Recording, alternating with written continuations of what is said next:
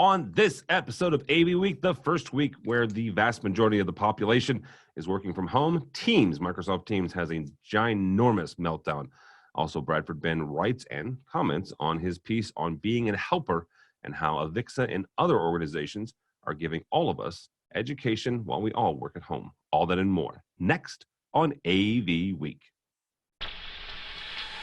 The network for the AV industry. What are you listening to? This is AV. This is AVNation. This is AVNation. This is AV Week, episode 448, recorded Friday, March 20th, 2020. Listen first. Support for AVNation is brought to you by Kramer, AV Beyond the Box, and by Chief, the global leader in commercial AV mounting solutions. This is AV Week, your weekly wrap-up of audiovisual news and information. My name is Tim Albright. I am your host. With us to discuss the news and information we have gathered this week, I guess we'll go furthest away from me geographically. Her name is Jane Hammersley, and she is from Maverick. Welcome, ma'am. Oh, thank you very much. I'm glad to be here. Absolutely. Also with us, two Florida guys. First on the west side of the state, Joe Cornwall from LeGrand. Welcome, sir. Thank you for having me. A pleasure to be here. Absolutely, as always. And on the east side of the state, by way of Orlando, you're on the east side of the state. I'm middle-ish. Well, no, he's closer to east than you are, Joe. You're in Tampa. Mr. Bradford Ben, who is technically my boss, but also a fine industry icon. How are you, sir? Glad to be here. Nice to see that the American geography still is just as good as always. Well, it's not like we had a giant. Utah had an earthquake. You've driven to Florida from St. Louis. You should know this. I have driven from, but it is you are on the eastern edge of the state. Joe is on the western edge of the western. You're on the east side. You are totally on the east side. You are closer to the east side than you are the west side. I'm not going to argue with geography with you. We're just getting started. All right, let's get this off.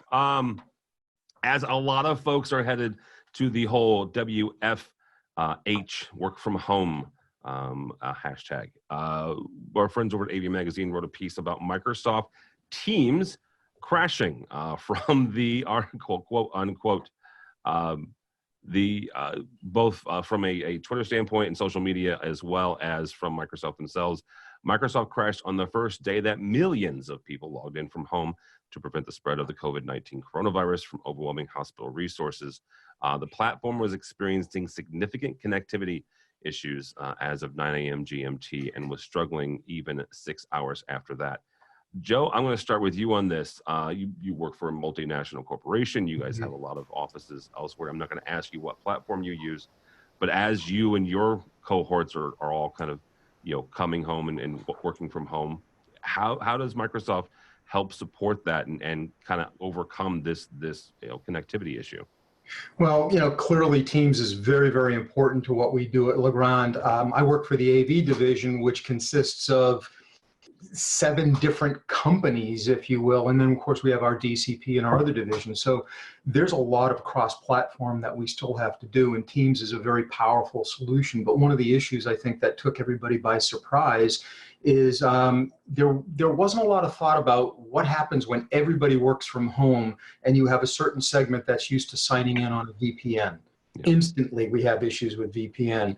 Then, of course, the crash of Microsoft Teams, 77% of that, according to what I read, was had to do with server-related issues. So there's a lot of pieces other than just this one operating platform that have to be examined. And I think that's probably one of the lessons that came out of this, is you have to look end to end, even at things that you don't normally have control of. Bradford, same kind of question here is you're working from home currently, homebound, like a lot of us are. When it comes to things like this, is there a lot of flexibility when it comes to working from home and collaborating tools? Because Bradford works for a multinational as well. Is it something where you're kind of stuck with Teams regardless, or is it something where you guys, as your organization, you can kind of step outside of that and go, you know what, I got a Zoom license over here, or hey, I got a Skype, or hey, I have a Videxio, whatever, let's just kind of meet over here until they figure that issue out. So we have some rules about that for various things. Our security people are actually very tough and very fair, but we have almost every platform available. But within my group, we use a Cisco product. That's, without getting into it, because it meets all of our regulatory rules. It meets the security, it does all of that. And it's also peer-to-peer, which has its pluses and minuses. But we have a whole lot of rules of how to use it. And that's been one of the big challenges. Is some people aren't used to hosting a meeting with 120 people in it, like a weekly stand-up meeting where we have the entire team get together for our pep talks or our announcements. So there's those little things. But in terms of the platforms, literally it's pick one. And the key to us, or that I'm finding, no matter what the platform is, and Tim, you and I have had this debate, pick one and stick with it. Get everyone onto one is the big key. And the fact that Microsoft had a glitch, to me, I think that glitch would have occurred for any reason. Just the fact that it's like the super flush during the Super Bowl. It will find a weakness. That's what Monday was. It found the weakness. Okay, so real quickly, Bradford, and I want to bring Jane in on the end of this.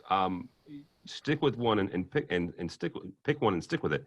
However, one of the things that we've been told as Generation X here, Bradford's also Gen X, as the millennials come up behind us, and there's already the Gen Zs behind them. The one thing that as I read and been told, you need to kind of work with them and the platforms that they're comfortable with as well. So isn't there some of that, huh? This is where I get to be the cranky old man. You can be cranky, I don't care. The company says this is what we're using. Okay. And there are legal reasons, because we work for multinationals and publicly traded companies. It's about trackability and all that stuff. So using the one is as much a legal issue as a practicality, because we have issues of, okay, I sent you the file. Did you send it via email? Did you put it on the server? Did you put it on the Confluence page? Did you put it on the wiki page? Did you use the one? But there are rules. You talk to any lawyer, any accountant, any of these people that have rules, there are rules about how you have to document communication. Okay. And it's one of the things we have to follow. And I understand allow the people to use what they're used to. That's perfectly fine. But for corporate communications, this is what you should use. And it's also one of those things of, as the employer, we sat down 18 months ago and said, this is the platform, because we are addressing the other issue of, I have to send it on Skype, on Link, on Teams, on the other Teams, on Jabber, on, just go through all your chat messages. So it was one of those, we need one. It's the exact same idea, but we just put it a little harder. If you want to communicate with me via text messages, that's fine. But when it comes to business, we have a different way of doing it. And it's one of those things I think people are going to have to learn to deal with this work from home. Also, from the IT standpoint and the support standpoint, how many pieces of software do you want to support? If there's one and only one, whether it be Zoom or GoToMeating or blah, blah, blah, take your pick. I'm not trying to endorse anyone because I dislike them all. But if me as a support person having to work through 120 people, not knowing how to use the meeting software, having the one standard is the key. All right. Can I just comment there? Yeah, because I think Bradford, I would agree with you. That's kind of utopia. In practice, I'd love to think we could get there. I just don't think we can. 62% of organizations will use at least 3 platforms. If I look at the meetings I've had today, I've used 4. and one of which is the company standard, and one of which is the one that most people use in the company, and they're both different platforms. And when we come to talk to customers and external from our own organisation, it's probably a third or fourth platform as well. So I do get your point about support, and it would be great. But people will always gravitate, back to your point, to the one that they're most comfortable with and most familiar with. I used to work for a company, we had this great acronym called FUMIFU, and it sounds a little strange, but first use must inspire future use. And if you really just replay that, the first time you use a platform, you have a great experience, you're likely to use it again, whether it's a technology or platform or software or whatever it is. And what we want to encourage is great use, especially in this day and age, of virtual meetings. Whether it be meeting, collaboration, event, learning and teaching and learning, it's actually inspiring people to do this and do it well. And we want people to be connected and communicating well. But I hear your point about support, because when people are working from home suddenly and they're presented with a platform perhaps they've not used before, then it's tough to get them using it.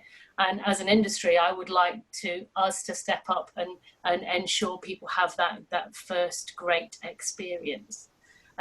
Because there's a lot of platforms out there and we need to support them all. I think you just hit on something real interesting, Jane. And Bradford, I'm making the assumption that you're doing a lot of work with people that are internal.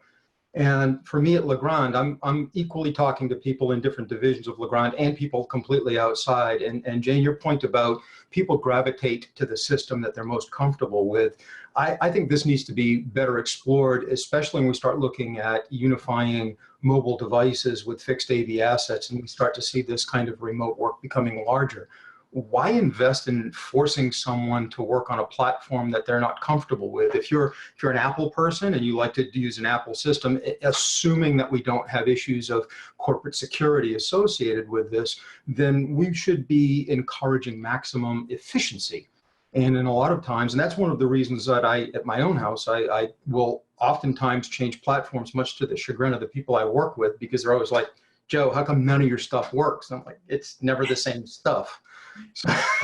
And I do understand your point.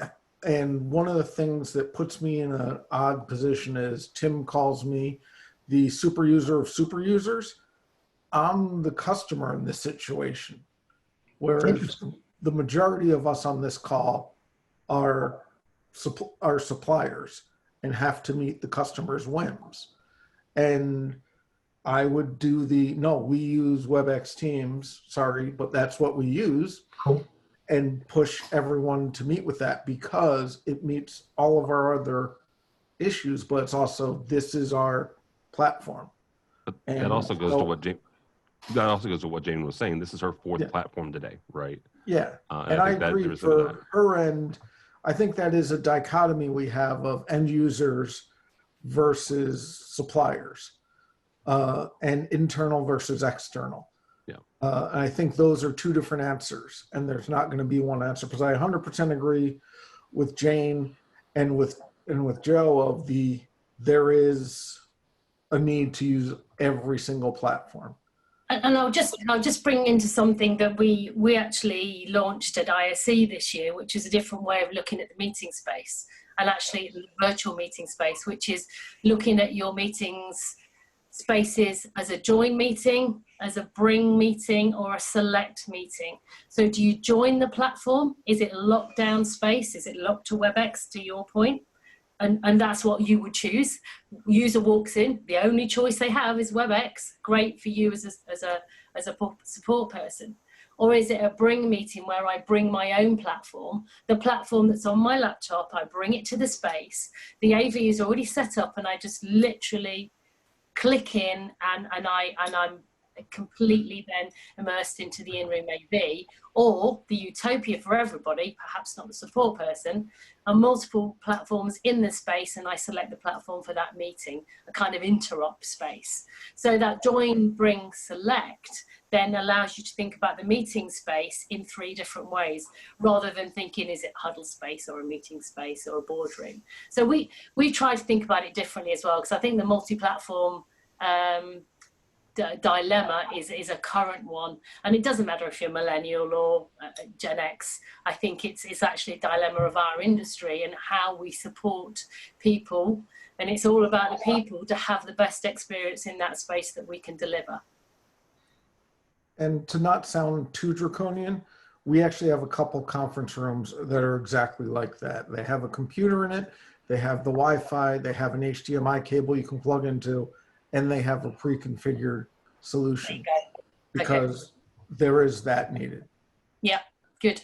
And as we wrap up here, I want to point out the fact that Jane's title is Queen of Collaboration. So, we yeah, just change that. No, it actually, Jane was on a panel with me at AVWeek last year, and that's exactly how she was introduced to the group. So it was appropriate. Thanks so much for watching this first segment of AV Week. To check out the rest of the episode for free, click on the link below, or go by the website avnation.tv. That's avnation.tv.